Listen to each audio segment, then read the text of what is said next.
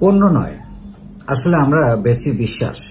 একটু খুলে বলি ব্যাপারটা, যেটা হচ্ছে আপনি যখন কোনো কোম্পানির ব্র্যান্ড ভ্যালুকে বিশ্বাস করেন বা কোনো মানুষকে ব্যক্তি হিসাবে আপনি যখন বিশ্বাস করেন, আপনি তখন তার পণ্য কিনতে রাজি হন।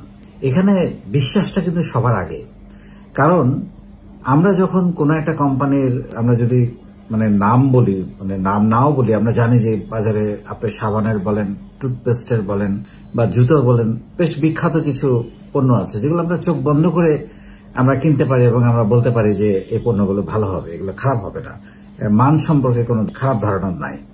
সো আমরা চোখ বন্ধ করে কিনি। আপনি যদি একবার বিশ্বাস অর্জন করতে পারেন কোন একটা পণ্যের ব্যাপারে, সেটা আপনি ব্যক্তি হিসাবে হোক, প্রতিষ্ঠান হিসেবে হন, কারণ প্রতিষ্ঠানটাকেই দাঁড় করা হবে মূলত, আপনার কিন্তু তখন আর খুব বেশি চিন্তা করতে হবে না। প্রোডাক্ট কোয়ালিটিটা যদি ঠিক থাকে, প্রাইসটা যদি কম্পিটিটিভ থাকে, কাস্টমার কেয়ারটা যদি দুর্দান্ত হয়, তাহলে আপনার পণ্যের কিন্তু সেল করা কোনো কঠিন ব্যাপার না। কিন্তু ঝামেলাটা হয় যখন আপনি বুঝবেন যে কেউ ওয়ান টাইম সেল করার চেষ্টা করছে বা কাস্টমার হেরে গেছে। আপনি একজন উদ্যোক্তা হিসেবে আপনি যখন চিন্তা করবেন যে আমি জিতেছি, অনেক লাভ করেছি, এবং কাস্টমার যদি ফিল করে যে কাস্টমার হেরে গেছে, সে কিন্তু দ্বিতীয়বার আপনার কাছে আসবে না। আপনি অনেকগুলো কাস্টমার তাকে তো হারাবেন, এবং তার রেফারেন্সে যত কাস্টমার, আমরা কিন্তু একটা সেলের, একটা কোম্পানির, একটা প্রতিষ্ঠানের প্রতি মাসে টোটাল সেলের একটা বড় অংশ আসে হচ্ছে রিপিট কাস্টমার এবং রেফারেন্স সেল। নতুন কাস্টমার কয়জন থাকে, এবং নতুন কাস্টমার তৈরি করাও কিন্তু অনেক এক্সপেন্সিভ। সো এই রিপিট কাস্টমার এবং রেফারেন্স কাস্টমার, একই লোক আপনার কাছ থেকে আবার প্রোডাক্ট কিনবে এবং সেই কিনে খুশি হয়ে আরো 10 জনকে বলবে আপনার থেকে কেনার জন্য। এই দুটোই হারাবেন আপনি যদি তার কাছ থেকে, সে যদি ফিল করে, কাস্টমার যদি ফিল করে যে আমি আনহ্যাপি হয়েছি বা আমি খুশি হইনি বা হেরে গেছি, কাস্টমার যদি মনে করে আমি ঠকেছি, তাহলে সে আর কোনোদিন আসবে না। So this are very important, যে আমরা কিন্তু আসলে উদ্যোক্তারা কিন্তু আসলে শুধু পণ্য বিক্রি করে না, বিক্রি করে কিন্তু বিশ্বাস। আমি যদি আরেকটু খুলে বলি, যেমন ধরেন আপনি যে এলাকাটা থাকেন, একবার চোখ বন্ধ করে চিন্তা করেন তো, আপনি যখন বাজার করতে যান, আপনি কিন্তু সেই মুদির দোকানে যান যে দোকানটাতে গেলে আপনি জানেন যে শুধু আইটেমগুলোর নাম বললে সে কিন্তু মেপে দিয়ে দিচ্ছে। আপনার কিন্তু প্রাইসও খুব বেশি কোয়েরি করা লাগে না, আপনাকে কোয়ালিটি নিয়েও খুব একটা ভাবতে হয় না। কারণ জিনিসগুলো নেয়ার পর বাসায় 2-3 বার 4 বার নেয়ার পরে দেখা গেছে জিনিসের মানের সাথে, দামের সাথে, কোয়ালিটির সাথে বাসায় কোনো কমপ্লেইন নাই, এবং তারা বলে হ্যাঁ এটা ভালো। সো এইটা খুবই ইম্পর্টেন্ট, এবং তারাও কিন্তু ওই কাস্টমারটা হাতছাড়া করতে চায় না। আজকে একটু কথা বলতে বলতে বিক্রি করছে। আবার একই সঙ্গে আপনি যখন মাছ কিনতে যান, আপনি কিন্তু ওই মাছওয়ালার কাছে যান যাকে আপনি মনে করেন যে আপনাকে পচা মাছ দিবে না, বেশি দাম রাখবে না এবং ভালো মাছটা দিবে। তার মানে আপনি কিন্তু বিশ্বাস, এখানে কিন্তু প্রথমেই যেটা দাঁড়াচ্ছে চোখের সামনে সেটা হচ্ছে বিশ্বাস। মাছওয়ালাকে আপনি বিশ্বাস করেন যে আপনাকে সে খারাপ মাছ, পচা মাছ বা বেশি দাম রাখবে না, মাছ দিবে না বা বেশি দাম রাখবে না। তাইলে আমরা আসলে উদ্যোক্তারা কিন্তু মূলত বিক্রি করছি প্রথমে বিশ্বাস।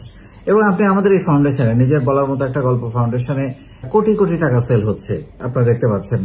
এবং এই সেলটা কিভাবে হচ্ছে, তখনই আপনার কাছ থেকে পণ্য কিনছে মানুষ যখন আপনাকে বিশ্বাস করে, আপনাকে চেনে, আপনাকে জানে, এইটুকু বোঝে যে আপনি ঠকাবেন না, আপনি খারাপ পণ্য দিবেন না। তার মানে কি, আপনাকে পরিচিতি করতে হচ্ছে, পরিচিত হতে হচ্ছে, পরিচিতি বাড়াতে হচ্ছে, নিজেকে ব্র্যান্ডিং করতে হচ্ছে। এখন কেউ কেউ বলেন যে এখানে আমি সেল পাচ্ছি না কেন? যারা সেল পাচ্ছে তাদের সাথে কথা বলে দেখেন বা তাদেরকে ফলো করে দেখেন তারা কেন সেল পাচ্ছে। কারণ তাদেরকে চেনে। তারপরে সেকেন্ড হলো তাদেরকে জানে। কি জানে? সে ভালো, সে ঠকায় না, তাকে বিশ্বাস করা যায়। তার মানে তাদেরকে জানে, চেনে এবং জানে, দুটোই কিন্তু খুবই গুরুত্বপূর্ণ। একটা হলো নামে তাকে চেনে, জেলা তার কোথায়, ঠিকানা তার কোথায়। তারপরে হলো জানা, মানুষ হিসেবে কেমন, সে ঠকাবে না। সো এই চেনা জানার মাধ্যমে কিন্তু আপনি সেখানে সেল পাচ্ছেন। তো এই পুরো ব্যাপারটা যদি আমরা চিন্তা করি, আপনার বিজনেসে কত লাভ হলো, কত বিক্রি হলো, তার চেয়ে বেশি চিন্তা করেন কত রিপিট কাস্টমার আসলো। তাইলে আপনি বিশ্বাসটা বাড়াতে পারবেন। আপনার রিপিট কাস্টমার আপনার কোম্পানির ব্র্যান্ড ভ্যালু তৈরি করবে। লাভের চাইতে রিপিট কাস্টমার বাড়ানোর উপরে, কাস্টমার আফটার সেল সার্ভিসের উপরে, প্রোডাক্ট কোয়ালিটির উপরে, প্রোডাক্ট প্রাইসটা যেন কম্পিটিটিভ হয় সেটার উপরে অনেক বেশি গুরুত্ব দেন। বড় ভলিউমে সেল করেন। অল্প পরিমাণ সেল করলেন অনেক বেশি লাভে, তার চেয়ে বেশি পরিমাণ প্রোডাক্ট সেল করেন অল্প লাভে। তাহলে টোটালি গিয়ে লাভটা কিন্তু এটা হচ্ছে অনেক বেশি হবে, তাই না? টোটালি গিয়ে লাভ অনেক বেশি হবে। সেই জন্য রিপিট কাস্টমার বাড়াতে হবে। রিপিট কাস্টমার যত তৈরি করবেন আপনার কোম্পানির স্ট্রেংথ তত বৃদ্ধি পাবে। তো এই জিনিসটা মাথায় রেখে যদি কাজ করেন তাহলে আমার মনে হয় যে আপনার প্রতিষ্ঠানকে দাঁড় করানো একটা সময়ের ব্যাপার হয়ে দাঁড়াবে। এবং একই সঙ্গে আমি যেটা বলবো যে আপনি যদি বিশ্বাসটা বাড়াতে পারেন, রিপিট কাস্টমার বাড়াতে পারেন, রিপিট কাস্টমার বাড়লে আপনার সেল আরো বেড়ে যাবে। তো আমার মনে হয় সেল বাড়ানোর এটা একটা দারুণ উপায় হতে পারে। একটা হলো বিশ্বাস তৈরি করা, আর একটা হচ্ছে সেই বিশ্বাসের মধ্য দিয়ে রিপিট কাস্টমার তৈরি করা। তাহলে আপনার সেল বাড়বে।